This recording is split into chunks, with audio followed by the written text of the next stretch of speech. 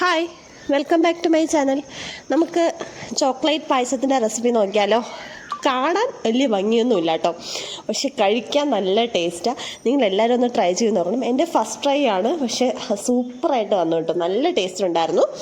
അപ്പോൾ നമുക്ക് റെസിപ്പിയിലോട്ട് പോവാം. അതിന് വേണ്ടിയിട്ട് ഞാൻ ആദ്യം ഒരു കടായി അടുപ്പത്ത് വെച്ചതിന് ശേഷം കുറച്ച് നെയ്യ് ഒഴിച്ച് കൊടുക്കുന്നുണ്ട്. നെയ്യ് ഒഴിച്ച് കൊടുത്തതിന് ശേഷം അതിലോട്ട് കുറച്ച് ഡ്രൈ ഫ്രൂട്ട്സ് ആഡ് ചെയ്ത് കൊടുക്കുന്നുണ്ട്. ഒന്ന് റോസ്റ്റ് ചെയ്തെടുക്കാനാണ്.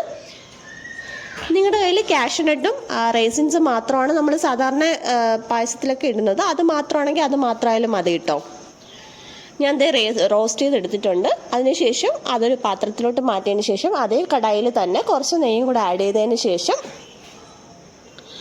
വെർമസിലി ഇട്ട് കൊടുക്കുന്നുണ്ട്. ഇത് നിങ്ങൾക്ക് വെർമസിലി അല്ല, നിങ്ങൾക്ക് മറ്റേ പാലടയാണ് യൂസ് ചെയ്യേണ്ടതെങ്കിൽ അത് ഇട്ട് കൊടുക്കാം കേട്ടോ. അത് ഇട്ട് ഒന്ന് റോസ്റ്റ് ചെയ്തെടുക്കുന്നുണ്ട്.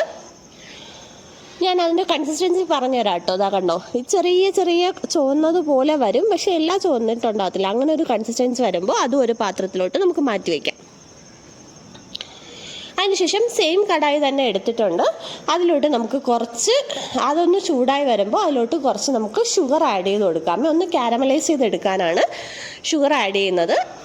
ഈ സ്റ്റെപ്പ് നിങ്ങൾക്ക് ആവശ്യമില്ലെങ്കിൽ ഒഴിവാക്കാം കേട്ടോ. ഞാനൊരു കളറ് കുറച്ചുകൂടി കിട്ടാൻ വേണ്ടിയിട്ടാണ് കാരമലൈസ് ചെയ്ത് യൂസ് ചെയ്യുന്നത്. പക്ഷേ ഇതിനൊരു പ്രത്യേക ടേസ്റ്റ് കൂടി ഉണ്ട് കേട്ടോ.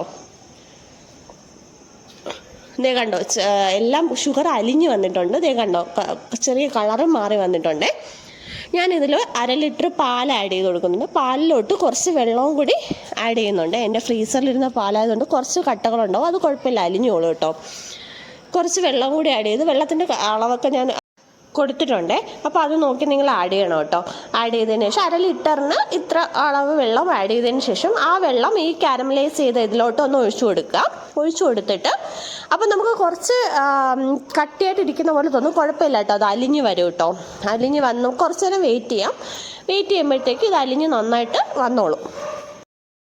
ഇതേ കണ്ടോ, ഇപ്പോൾ അലിഞ്ഞ് നന്നായിട്ട് അലിഞ്ഞ് വന്നിട്ടുണ്ട്. അതിലോട്ട് പാലിലോട്ട് അലിഞ്ഞ് ചേർന്നിട്ടുണ്ട് ആ ഷുഗറെല്ലാം. അതിന് പാലിൻ്റെ ഒരു കളർ വ്യത്യാസം വന്നിട്ടുണ്ട്. അത് കഴിഞ്ഞതിന് ശേഷം നമുക്ക് കുറച്ച് ഏലക്ക പൊളിച്ചതും കൂടി ചേർത്ത് കൊടുക്കുക. ഏലക്ക പൊടിച്ച ഏലക്കയാണെങ്കിൽ ഷുഗറും ഏലക്ക കൂടെ പൊടിച്ചാണെങ്കിൽ അതും കൂടി ചേർത്ത് കൊടുത്താൽ മതിയാവും. അതുകൂടി ചേർത്ത് കൊടുത്തതിന് ശേഷം നമ്മൾ റോസ്റ്റ് ചെയ്ത് വെച്ചിരിക്കുന്ന വെർമസിലി ഉണ്ടല്ലോ, അതും കൂടി ചേർത്ത് കൊടുക്കാവേ. അതും കൂടി ചേർത്ത് നന്നായിട്ടൊന്ന് ഇളക്കുക. തീ കുറച്ച് വെച്ച് വേവിച്ചെടുക്കണം കേട്ടോ. അപ്പോൾ ആ സമയത്ത് നമുക്ക് ഷുഗറും കൂടി ചേർത്ത് കൊടുക്കാവേ. ആവശ്യത്തിനുള്ള പഞ്ചസാര ചേർത്ത് കൊടുക്കാം. നമ്മൾ ഇതിൽ അവസാനം മിൽക്ക് മേഡും ചോക്ലേറ്റും ഒക്കെ ചേർക്കുന്നുണ്ട്. അപ്പോൾ അതനുസരിച്ചുള്ള പഞ്ചസാര ചേർക്കണം കേട്ടോ. പഞ്ചസാരയുടെ അളവൊന്നുമില്ല, ഓരോരുത്തരുടെ മധുരത്തിനനുസരിച്ച് നമുക്ക് ചേർത്ത് കൊടുക്കാം.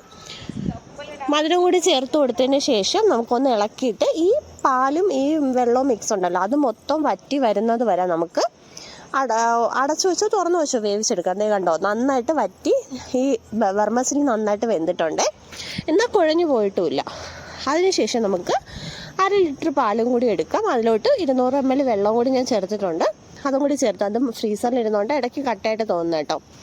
അതും കൂടി ചേർത്ത് ഒന്ന് ഇളക്കിയതിന് ശേഷം നമുക്ക് ഡാർക്ക് കോമ്പൗണ്ട്, ഞാനിവിടെ മോഡിൻ്റെ ഡാർക്ക് കോമ്പൗണ്ടാണ് എടുത്തിട്ടുള്ളത്. നിങ്ങൾക്ക് ഏത് വേണമെങ്കിലും യൂസ് ചെയ്യാം. കൊക്കോ പൗഡർ ആണെങ്കിൽ അങ്ങനെ യൂസ് ചെയ്യാം കേട്ടോ, അതിനൊന്നും ഒരു പ്രശ്നമില്ല. അതുകൂടി ചേർത്ത് നന്നായിട്ടൊന്ന് മിക്സ് ചെയ്യുക. മിക്സ് ചെയ്ത് അത് തനിയെ മെൽട്ടായി വന്നോളൂ. നിങ്ങൾക്ക് ഗനാശയായിട്ട് ചേർക്കണമെന്നുണ്ടെങ്കിൽ